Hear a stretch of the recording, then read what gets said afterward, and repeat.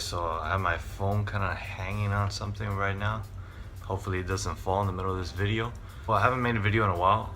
There's been a lot of movie news, so I just kind of skipped. But today I want to talk about a new rumor that came out about the animated Sony Spider-Man movie that was announced maybe sometime last year around the same time that Marvel got the rights back to Spider-Man. They announced that Spider-Man was going to be played by Tom Holland, which, by the way, Tom Holland did a great job in Civil War.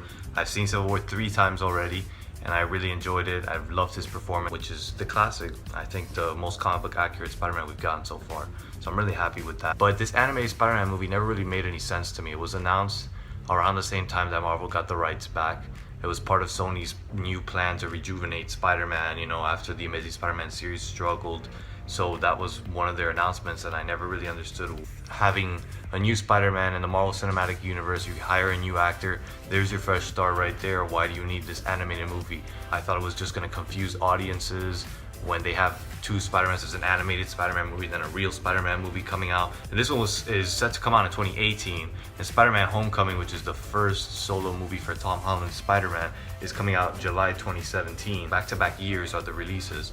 And that's very confusing. Audiences just see Spider-Man Homecoming, and then just a year later they're already getting this animated Spider-Man. And now rumors coming out that that movie is apparently going to focus on Miles Morales, who in the comic books is the second Spider-Man. He's half African American and half Hispanic. He's 13 years old, which is younger than the 15-year-old Peter Parker, according to the Russo brothers. In Civil War he's 15, so probably in Spider-Man Homecoming he'll still be 15. But Miles Morales is known to be a much younger Spider-Man, more diverse Spider-Man, and he's gotten, he's a pretty recently made character. Miles Morales was introduced after Peter Parker was killed off in the comics, some storyline, and he took up the mantle of Spider-Man. And he's, other than, Spider-Man 2099, Ben Reilly, the clone of Spider-Man, or Peter Parker and all that kind of stuff, he's really like the first regular kid to just take up the mantle of Spider-Man. But Spider-Man had always been Peter Parker up until that point when they introduced Miles Morales. And Miles Morales has become like a fan favorite character amongst people. A lot of people were actually pushing for Sony and Marvel to introduce Miles Morales instead of giving us Peter Parker again. We've seen Peter Parker twice. They wanted to see a more diverse Spider-Man. They wanted to see a new character be introduced to make Spider-Man interesting again. That didn't happen. We got Peter Parker again, and most people are fine with that. The thing with Miles Morales that I've always had an issue with as far as movies go, he doesn't really have the comic book history that Peter Parker has at all. I mean, Peter Parker, you have years, decades upon decades of just comic book material to go from, villains to choose from, characters to choose from.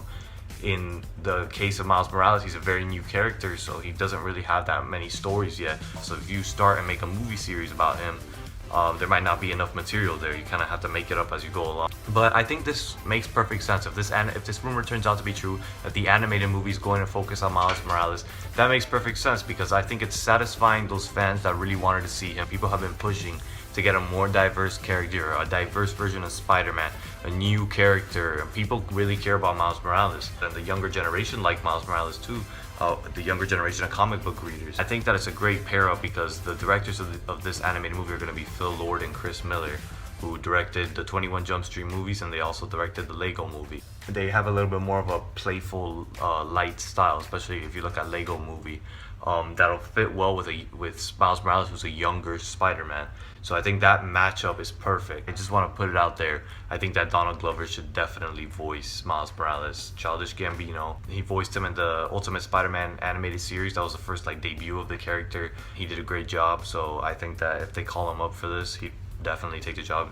The dude's a huge Spider-Man fan. He'd probably jump at the chance to bring Miles Morales to the big screen. What the movie will be about, I don't know too much about Miles Morales, to be honest with you. My main concern is how they're going to incorporate Peter Parker, because like I said earlier, I know that Peter Parker in the comic books died, and then is when Miles Morales took up the mantle. I don't see them just killing off Peter Parker. Even if it's a different Peter Parker from Tom Holland, I feel like audiences would be like, whoa, you can't kill Peter Parker. All of that might have to be skipped over. I don't know if they're ever going to acknowledge Peter Parker and be like, hey, there's this other Spider-Man also, or if they're just going to pretend like he doesn't exist. In the comic books, that's part of what makes Miles Morales interesting, though, that whole, he feels guilty taking over for Peter Parker. Peter Parker was like this perfect Spider-Man that everybody loved, and Miles Morales feels like that's it's very hard shoes to fill.